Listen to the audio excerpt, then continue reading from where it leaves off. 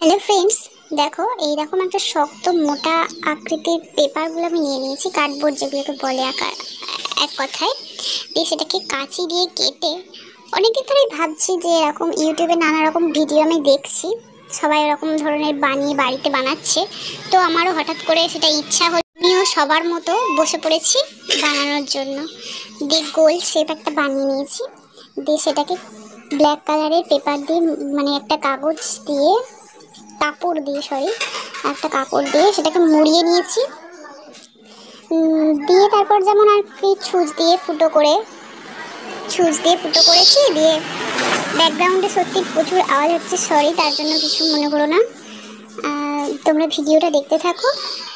এটা হচ্ছে আমি কানের বানাচ্ছি, দেখো কেমন লাগছে তোমাদের। আর তার উপর হালকা হালকা ড্রয়িং করে নিয়েছিলাম, দিয়ে একটা হার কানের সেট বানানোর চেষ্টা করেছি।